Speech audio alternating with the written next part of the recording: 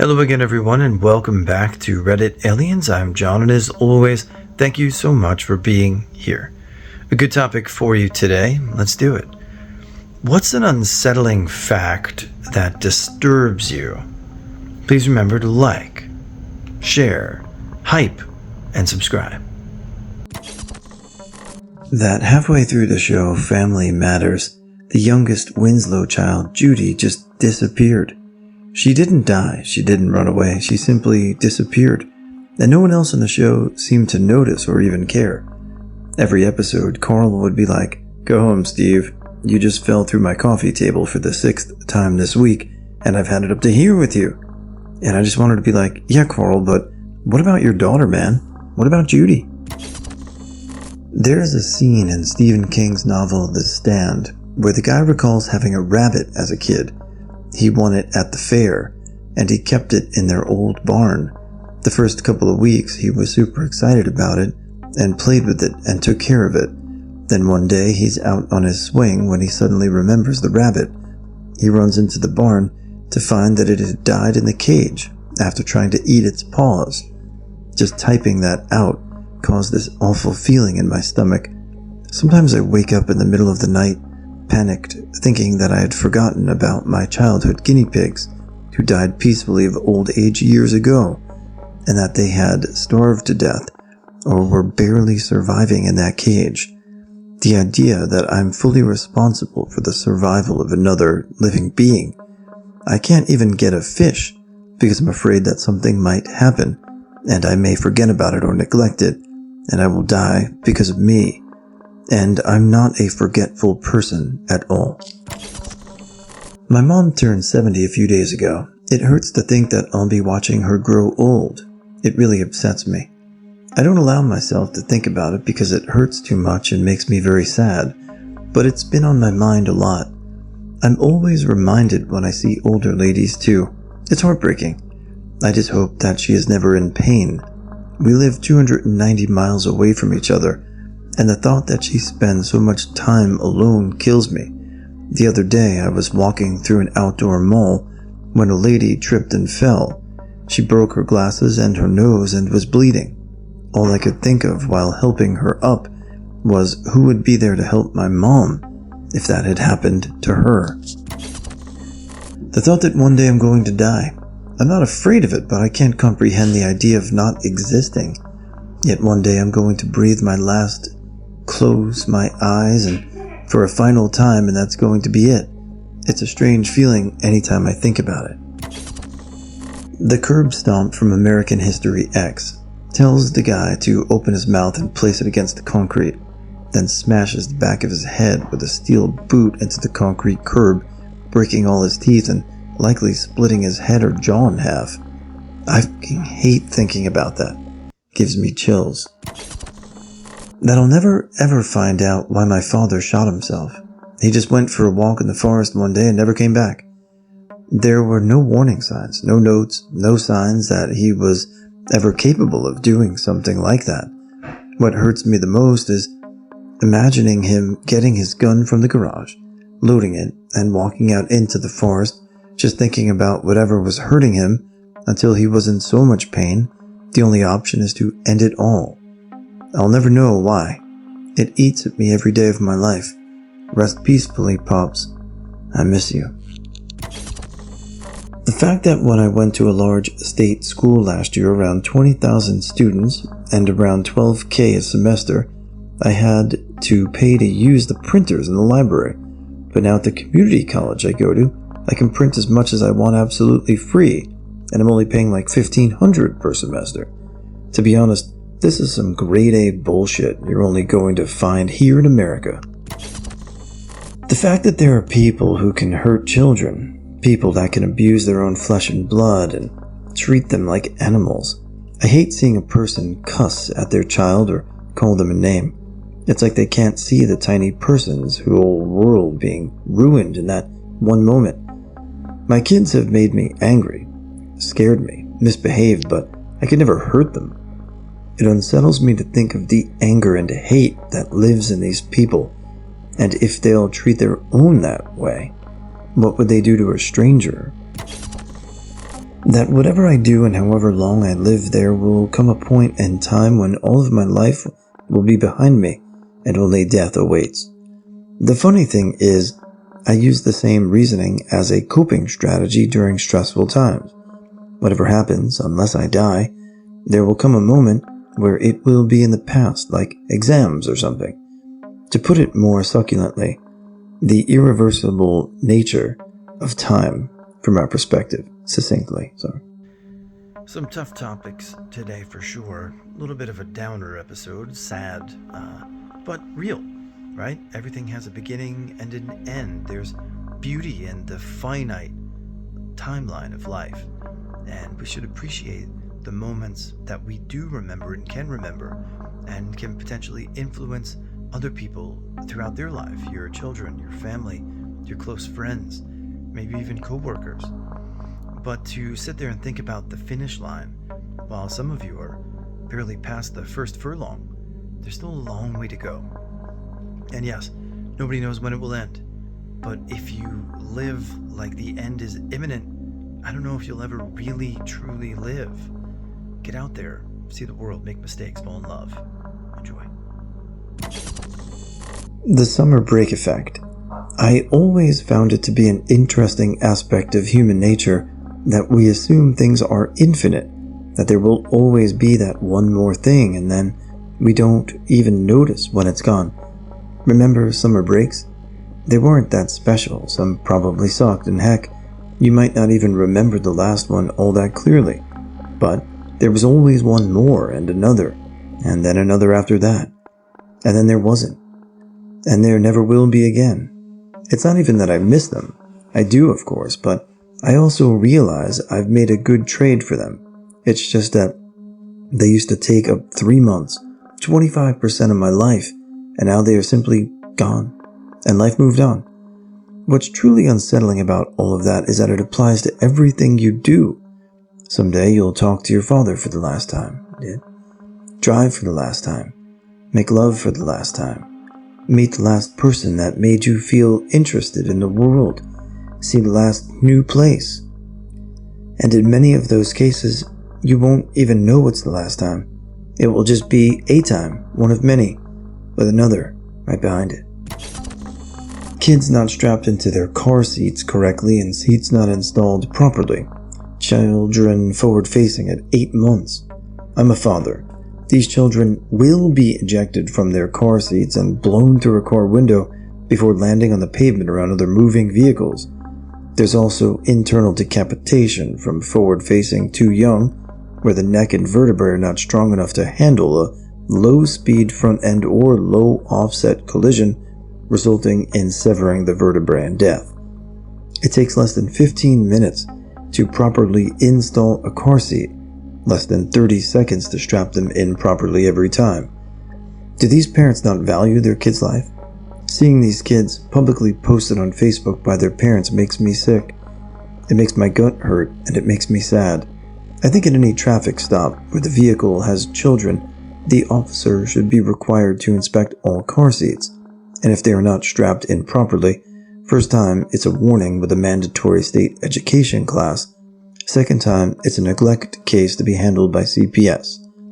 If you try to politely approach anyone and offer advice, they wig out. My bad, I wanted to save your child from potentially imminent death. The fact that we as a race are slowly upping ourselves. Race? We've gone through millions of years of evolution. In the last few thousand, we've colonized the world, gained methods to talk to someone on the opposite side of it, and now we're going to poison it and completely wipe out hundreds of other species in the process. And sure, we could fix most of the problems with the world in perhaps a year or two if people started working together, but that wouldn't make us money or give us political power.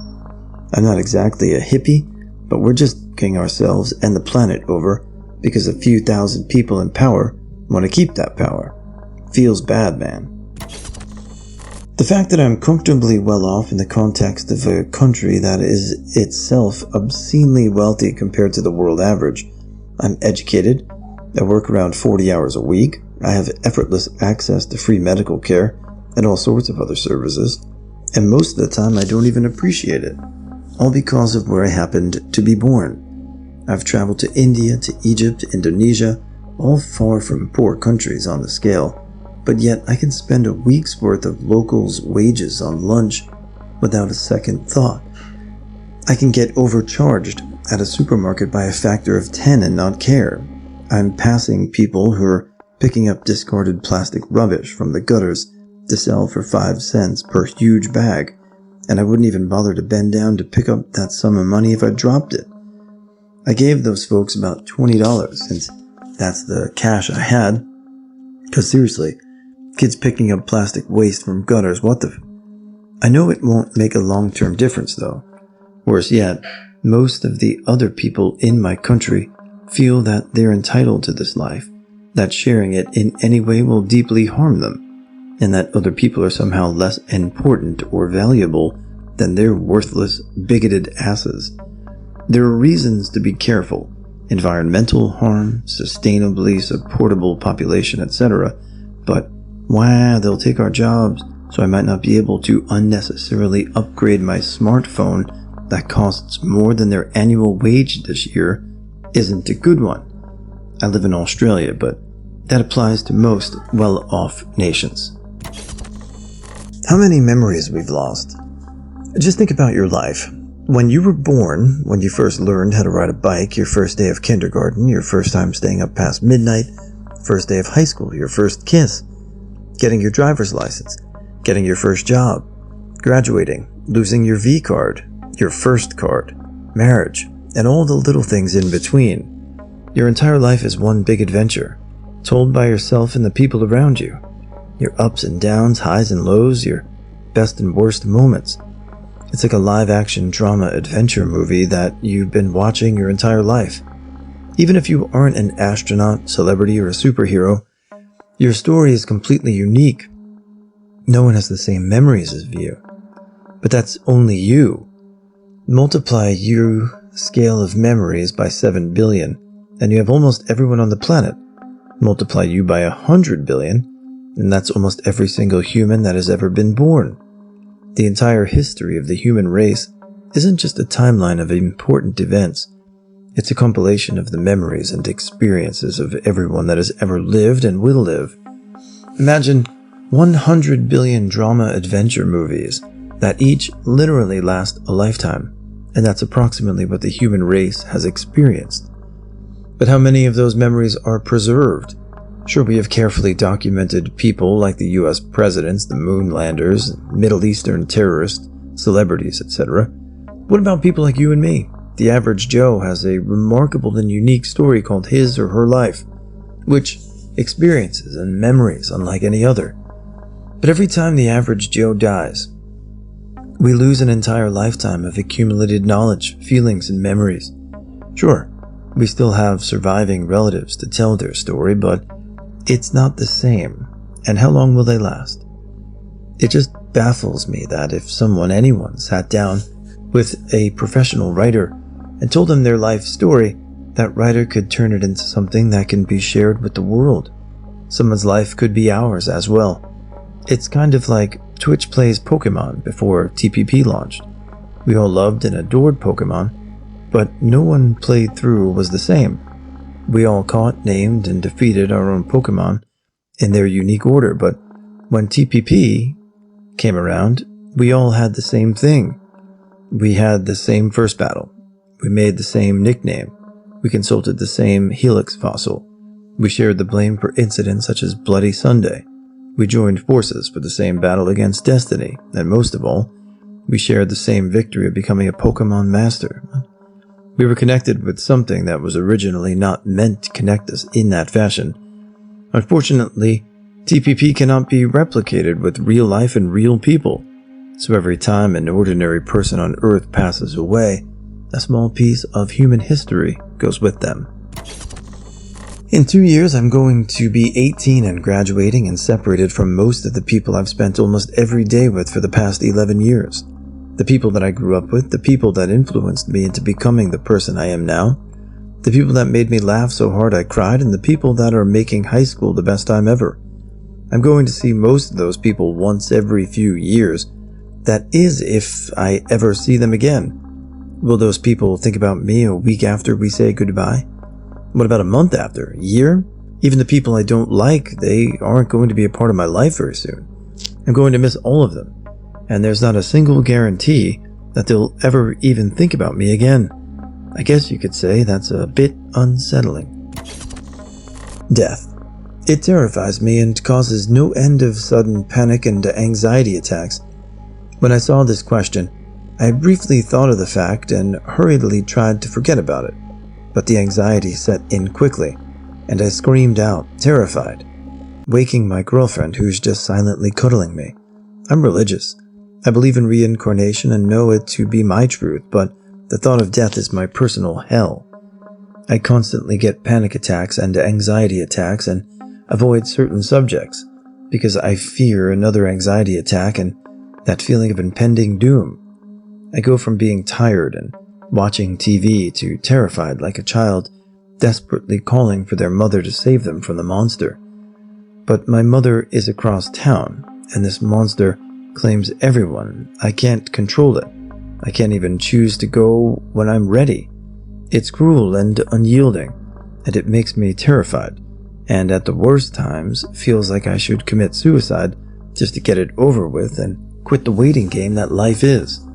I'm terrified, and could break down at random moments. I need help. I need so much help, and I don't know where to go. The one thing I find concerning is the variation in normal weather patterns. Perhaps these last 5 years or so are a small sample size, but the weather around me is not what it usually has been. Winters are getting more punishing, with extremes getting lower and lower, while the summers are very wet, which is uncommon. This year, I have no doubt after a freak heat wave over the last 2 weeks that we will plunge into the -60s, which could be a 58 degrees Celsius drop in a few weeks. As a kid, I could set my watch to the weather. Snow patterns only varied a few centimeters either way, and it would come between the end of October and the middle of November at the latest. This year, we barely have any snow, and it's been around -4 in late December. That's insane, as the average historically is around -16. The last 5 or so winters are either so mild it's crazy or so incredibly harsh it breaks 100-year records. Snow patterns are all over the place. Alzheimer's and prion diseases, no cure and 100% fatal, but not before you lose all your mental faculties and your brain becomes riddled with holes. Also, the fact that literally anyone is free to have as many kids as they want is terrifying. Why? Child emmers, sadistic abusers, are people, the mentally ill, people with genetic diseases like Huntington's, which they'll pass on to their kids. This is one area where I'd like to see more government intrusion. Call it eugenics or whatever, but the idea that everyone is allowed to reproduce indiscriminately is disastrous for the children involved, society, and the planet as a whole. When I was in high school, we would play tackle football without pads and live on Mountain Dew and candy. I would honestly get about 5 or 6 hours of sleep every night and never had a problem with it. From the time I was 15, I've worked full-time, 40 hours, and still went to school full-time through high school and college. Now I'm 36. I take a multivitamin every day, I watch what I eat, I work out most days, I'm more health conscious than I've ever been, and it doesn't matter. I'm still getting older, weaker, and more fragile. While I'm not unhealthy, my health is degrading. If I drink too much, I get a hangover. If I sleep wrong, I have neck pain. If I eat terrible food, I get the shits. I wake up feeling like I need to stretch my entire body every day. My near vision is declining. I still have a perfectly functioning penis, but it takes a lot more to finish the job now. If I fall down or bump my shin on something, it hurts for a week. I understand that people get old and their body starts to degrade, but it's a lot easier to accept when we are talking about other people. For me to come to terms with the fact that I will never be young again, that there are things that I'll never do, and that today is likely the best shape I'll ever be in for the rest of my life, it's a little unsettling. Once my mother-in-law passes, my wife's whole family is going to fall apart. Father-in-law will run away with his mistress. Sister-in-law will be broken and bitter, but will shoulder the financial burden left by her mother, and my wife will just fall right apart. I fear she may become a zombie. A decade or so later, my father will pass, and I'll have to comfort my mother in ways I'm not emotionally equipped to do. while facing my own grief and regret of not having a more meaningful relationship with him. Decades later, still, my mother will pass and I'll be living in a world in which my parents do not exist. All the while, my peers are going to die unexpectedly one by one, until peers dying is no longer unexpected. The only way to avoid all this is to die before them.